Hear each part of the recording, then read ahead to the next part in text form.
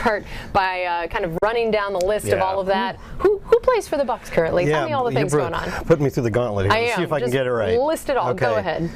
Active, 2 injured reserve, the unfortunate part. Josh Wells, the tackle, and Giovanni Bernard, running back, who got his ankle hurt on a special teams play. And then added to the active roster, also, unfortunately, Mike Evans was suspended, and his suspension was upheld despite his appeal. So 3 spots to fill, and they all came from the practice squad in Deadrin Sanat, the defensive tackle, Kalen Geiger, the wide receiver, and Kenny Young, the inside linebacker. And then to fill their spots on the 60-man practice squad, we added Khalil Davis, who's a returning guy that we drafted in the 6th round a couple years ago. This is where you got Cole me. Beasley. Cole Beasley, that's the big one, right? And an offensive tackle named Justin School. Yes. So I think probably, other than the fact that Mike Evans was suspended and a couple guys went on IR, probably the big name there that everybody's interested in is Cole Beasley. Yes. Because it's another option for Tom Brady in the passing attack if a lot of these guys remain injured. Now we know Mike Evans isn't going to play. Chris Godwin and Julio Jones did not practice again on Wednesday. We'll see what happens today if either of those guys are any closer. And even Brashad Perryman and Scotty Miller are on the injury report. I would suspect they will play, but it's a little worrisome. So, we've already gone through all of our wide receiver depth. We're promoting guys from the practice squad. We're bringing in Cole Beasley. But this is a guy that had 82 catches in each of his last 2 seasons. I'm sure he has something left in the tank. Yes. And the funny thing about the whole situation was, I think everybody assumed that Tom Brady was stumping to bring in Cole Beasley and reached out to him. And Cole himself said, actually, he was the one who'd been hitting up Tom Brady on Instagram. So, that's great. Yeah, so he saw an opportunity here. And it Slide in them DMs, right, Yeah, exactly. So I guess it worked. Yeah. And honestly, he probably is the guy that can give you what I'd call like easy layups. He works mostly out of the slot, and we haven't had a lot of that in the first 2 games. We had a lot of those last year, especially with Chris Godwin. So without Chris Godwin, there's not a lot of those quick passes out of the slot. And three practices to get ready is a lot to ask. Maybe he won't play this game. Maybe he will. He'd have to be elevated or signed to the active roster first. But it's a guy that you can see he could probably step in pretty quickly and give you some nice quick passes to move the chains, because the Bucs have had a little bit of trouble on 3rd down so far. Yeah, and of course it's great that the team is 2-0, but I know that the offense feels like they have left a lot out on the field. For sure. And yeah, there have been a lot of issues in, finishing in the red zone, getting into some 3rd and long situations. Not converting 3rd and 1. Yeah, not converting some of those 3rd and 4th downs. So what are the biggest things you feel like offensively they're going to be looking for, and how maybe somebody like a Cole Beasley can help, but overall just the things that going into this next week, the offense is really focusing on? Well, I think they're going to continue to try to, and I don't want to use the word balance, because Byron Leftwich specifically said he's not concerned about balance, like 50% rushing and passing. Right. It's more about being multiple and having different ways that you can win the game based on what your personnel is at the time, and what the defense is doing, and what you need to do. And you saw in the New Orleans game, the Buccaneers ran 33 times, I think. Leonard Fournette had his highest number of carries in a single game as a Buccaneer. We ran on 1st down 17 of 23 times, if you count the 2 kneel downs, otherwise 15 of 21.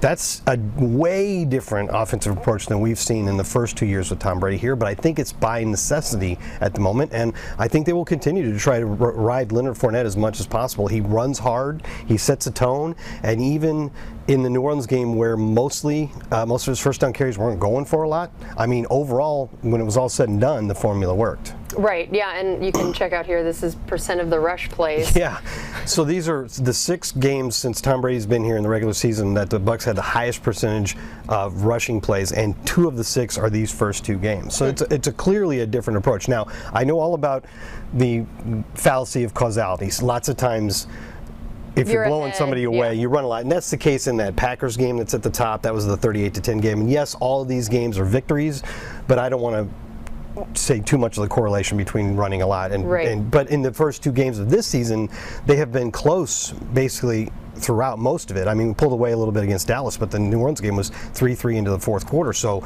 that wasn't running because you were ahead. That was running as a game plan. Right, and then thankfully, even though the offense has had a few stumbles along the way or not converted in a lot of the situations they've wanted to, defense has made that okay. They have really stepped up in some huge ways, not just making stops, but producing things like sacks and turnovers and really game-changing plays. What has impressed you the most so far with them? I had somebody during training camp tell me, and somebody that if I said their name you'd be impressed by, that they know what they're talking about. that there's going to be games this season where they think the defense is going to be carrying this team, which was kind of a bold statement, given that the Bucs offense has been so unbelievably explosive, the highest scoring one in the league over the 2 years that Tom Brady's been here.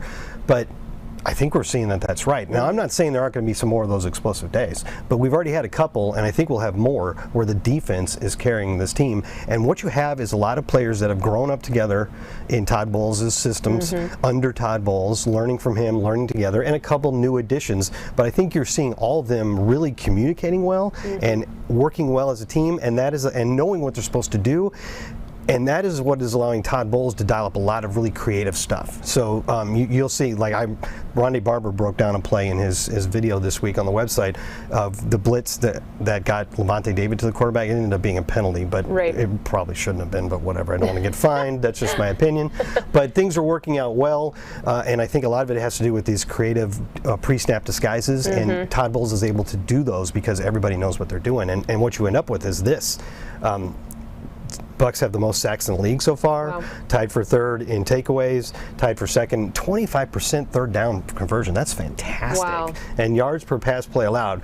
And I think that one's big because you look at that New Orleans game, and Jameis Winston completed a decent number of passes, but nothing deep until that one where the guy fumbled at the end. But they're able to put a cap on what opposing offenses are able to do. They're not getting big plays. And then specifically the pass rush. I mean, that has been a huge part of those disguises and the result of it, and it is just so fun to watch and see all of a sudden Devin and Levante step up, and then they drop back, and then they go, and you can just see that the offense is like, Antoine Winfield's in the slot. Mike Edwards is blitzing from way over here. It's incredible. You never know what anybody's going to do. So what are the biggest things that you've seen out of the pass rush and the ways that it's really setting up different guys for success, and some of the stats coming out of that from not only a team standpoint but an individual standpoint? Well, you mentioned Devin White, and 2 seasons ago was when he had 9.5 or 9 sacks. Then last season it dropped to like 3. Well, he's already up to 3 after 2 games, and I think, as he told us during the offseason, that's probably a product of him, really honing his approach and maybe not going in, maybe slowing down just a little bit so he doesn't run past the play. So he has 3 sacks. But the guy that I really want to highlight is Shaq Barrett, because I think he's off to one of his best starts yet. Which is saying something, yeah. I mean, he has been just absolutely in the backfield nonstop through these first 2 games. He only has 2 sacks, but he also has 11 quarterback pressures. You see the forced fumble there. According to NFL Next Gen stats, Shaq Barrett has the most turnovers caused by pressure since the start of 2019, which is when he got to the Buccaneers. And he did it against Jameis there. But overall, even though the sack total doesn't blow you away after 2 games, there's 2 of them. If you see his quarterback pressures there, according to NFL Next Gen stats, he's tied for the 2nd most in the league. And I mean, that's look at that list. Those are premier pass rushers. And he has proven through the last 4 years that he is one of the league's premier pass rushers. And yet I feel like he doesn't get the attention of a lot of the other guys. Yeah, I don't think he gets anywhere near the attention of, say, Myles Garrett or Joey Bosa, but he's doing it for doing us, it the and he's doing it really well. Level for sure. As we talk about this defense, we have a question here from Richard that I thought was interesting. He said, in the first 2 games, which player has really taken their game to another level the most? He suggests either Jamel Dean or Antoine Winfield. Those would be the 2 I would have chosen. And then he also said, or other. So those are the 2 you would have. We just talked about Shaq, but I don't think it's another level, because he's kind of been doing this. He's already at that level. And I think at some point maybe the answer might be Joe Tryon-Shoyinka, and we've seen a couple really splash plays, but really the big numbers aren't there yet. But Antoine Winfield, and I think you can back me up here, I've been predicting big things for Antoine since early in training camp. Yes. I think the role that they have him in now is just optimizing all of his talents, and he already has a sack, and he already has an interception, and he's just been all over the field. And think about how good the pass defense has been, how good the coverage has been, and you think of Jamel Dean and Carlton Davis, and you expect that, but this is basically your free safety from last year that you're putting him at nickel.